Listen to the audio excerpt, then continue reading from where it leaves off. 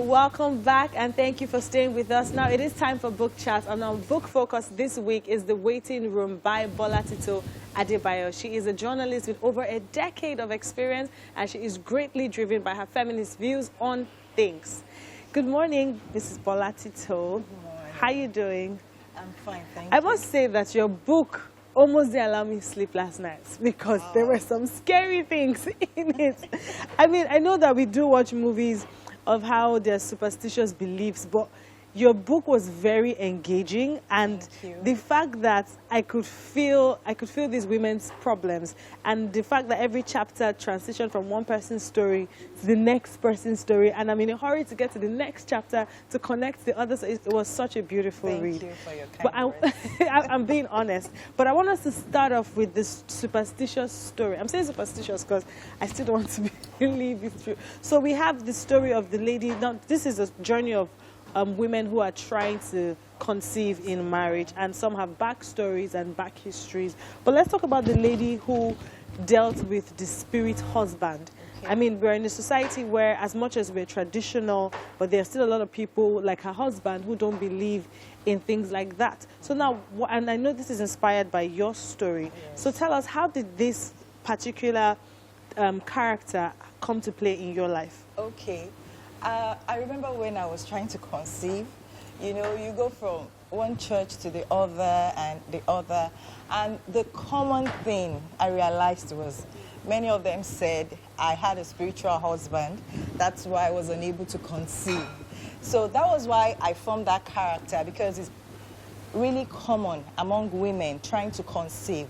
The fact that the spirit husband, if you are looking for a child, automatically you'll be told you have a spirit husband. Yeah. So that was why and I was very passionate about that character. Yes, you were so passionate about it. Now, still talking about the church. Now, from the beginning of the book, I noticed how there was this lady went to church, and then there was the pressure to give. Oh, don't give the thousands, don't give the if you have the dollars, bring it out. Now let's talk about the pressure that churches put on you in giving as a substitute for a child, and also the pressure that churches put on you to not seek medical advice when you're trying to conceive. Let's talk about that. Yeah, Nkechi is the character there that had money in her bag. Yes. She wanted to go and pay part payment for an IVF. Yes. So she stopped by the church. Yeah. So during the service, she was cajoled. Yes. You know, we find out that many women trying to conceive, you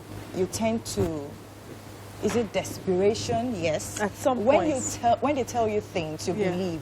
You know, sometimes I have also made some of that. I've also done some of these things. Yes. You know, they tell you, like, when you sow this, it is an exchange, like a trade by barter. Trade by barter. But it doesn't work like that. God is not a God of trade by barter. Yes. He gives you, and it's free. Yes. But I'm trying to tell women, that character is to show women that you don't have to, you can give. It is good to give. Yeah. But you shouldn't go out of you shouldn't do things that you don't want to do. Yes. Yeah, because you want something. It should come freely from your mind. Yeah. Well, now let's talk about, I think it's Tali's character. I'm not sure, but Tali's character, her mom kept putting her under pressure. Now let's talk about... That's Nkechi's mom. Yeah. Okay, yes. Still under pressure in the name of caring. Because as much as she cared about her daughter couldn't open up to her because of the pressure she was putting on her. Let's talk about that from your angle, because you wrote the book, of course. Well, I didn't have such pressure from my mom. Okay. Yeah, but 70% of women trying to conceive. The mothers generally are also under pressure. Yeah. The mothers of the women trying to conceive. My mother was really under a lot of pressure, not by anyone, but because of the society. Eyes will be on her. So that is why Lolo comes in. Yes. And also, there's this thing about boundaries.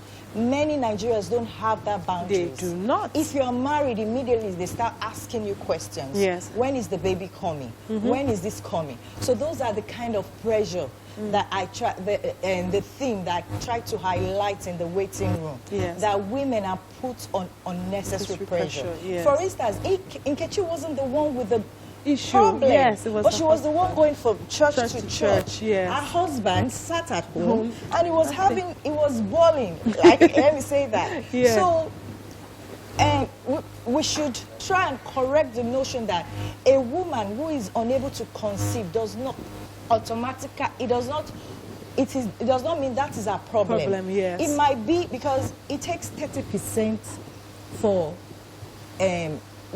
women causes 30% of infertility. Yeah. Men are the cause of 30% of infertility, and another 30% from the couple. Okay. Then the remaining 10% is unknown. You can't explain. So, yes. And it takes two couples to get pregnant. Yes. So the society should stop putting pressure on one take person. Their eyes off you. Yeah, Because of time constraint, I wanted to talk about this. There was this paragraph I read that really got me about the friends who they had friends abroad who at a very early age, under 20s, they already sought fertility guidance from the hospital. Now, I want us to talk about the importance of fertility treatment information, because this book also highlights the fact that many people do not want to talk about IVFs and I think ICTI or ICST, yes, because they are not even informed. Yeah. And it's not like in the Nigerian tradition. So tell us let's talk about that. Yeah, the culture of silence is deafening when it comes to women trying to conceive. So I use this book as a means of communication to arm women. So the mistakes I have made, I don't want other women to make the mistake. Yes. If you read this book, this creative work of fiction, yes, you can find these things. There's a woman that read my book and she told me that if I had known this thing earlier, I wouldn't have made such mistakes. Yes. You get information about IVF and other treatments on fertility. So you get educated and you get well informed about all these things and how charlatans reap people when they know you are looking for something yes, and they want to get some money from you. Okay, now before I let you go, I just have this one question that has to do with Tale and the desperate moves of let's say the baby making factories that she had to go. Now, I have never heard of that, but it being your book, was it fiction or do we actually have things like that in Nigeria? There's something called baby factory in Nigeria, whereby women are told they're pregnant and they are told not to go for scan. I can't just go into details. Yeah, because you know when you are trying to conceive, there's so many things you're faced with. Were you exposed to that as well? I had somebody who tried to cajole me, where when I started asking questions, I became uncomfortable. That was why I could come up with that character.